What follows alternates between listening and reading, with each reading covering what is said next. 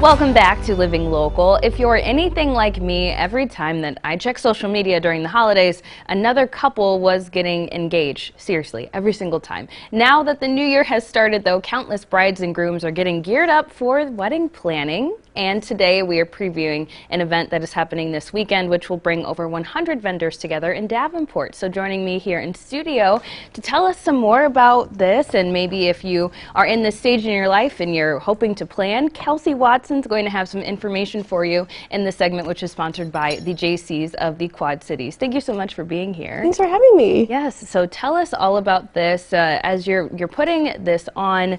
Tell us more about the group actually that puts this event on every year. Yeah, so Jaycees of the Quad Cities, we are a group of ages 21 to 40.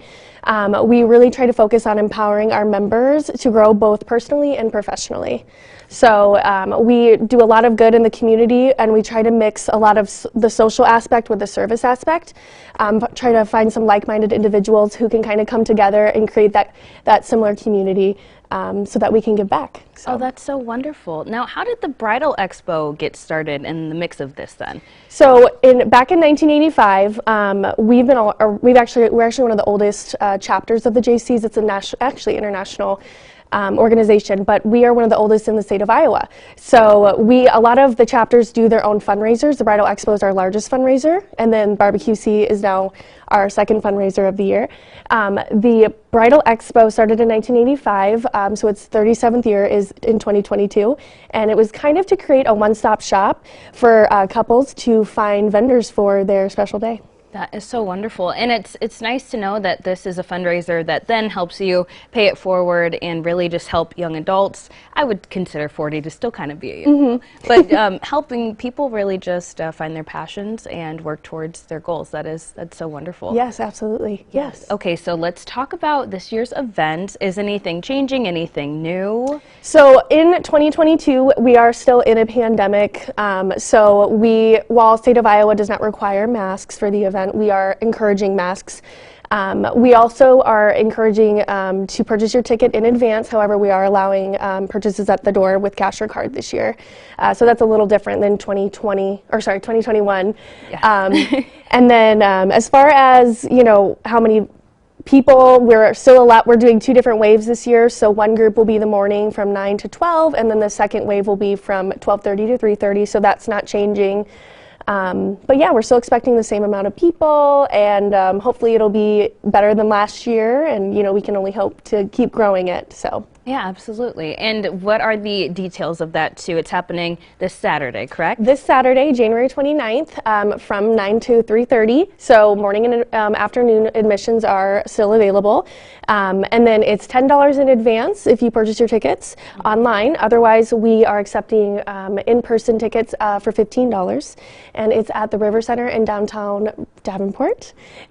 So yep, plenty of parking in the parking garage and all of that good stuff. So yeah, as far as coming to the event, we are still anticipating a really good turnout. Well, I'm hoping that it is a good turnout for you all. Now, what can people expect? I know that with 100 vendors, I'm sure you're covering so many different aspects of the wedding that people could maybe find connections for, to book vendors for. Any fun giveaways, any fun activities? What can people plan on? Yeah, so as mentioned earlier, it started as kind of a one-stop shop so that couples can find all their vendors in one day if they really wanted to. I think, you need to expect to being able to network with different vendors, whether it's a DJ, a cake vendor, a bakery, whatever you might want to find, and kind of have that intimate networking with each vendor. That's really the best part of the Bridal Expo, and there's so many in one spot. It can be a little overwhelming, but it's also a great spot to get everything planned. That is awesome. Well, it sounds like such a good time, and like we said in the intro too, every time that you would scroll on social media, somebody's getting engaged. So is this a pretty popular time to start planning for a lot of those couples? Yes, so January is a great time to have the Bridal Expo. Not only is it after Christmas and New Year's Eve when you see a lot of those big proposals, it's also not the peak of wedding season necessarily, so it's a little easier for vendors to then take a Saturday to commit their day to coming to the show. So fantastic. Okay, well, go out there, get some planning done, and have a good time. Well, thank you so much for stopping by. Thanks, Michaela. Thanks for having me. Yes, of course. Now, this segment was sponsored by the Jaycees of the Quad Cities. For some more information, you can check out jcexpo.com, and you can also find that information over on our website, too, at ourquadcities.com.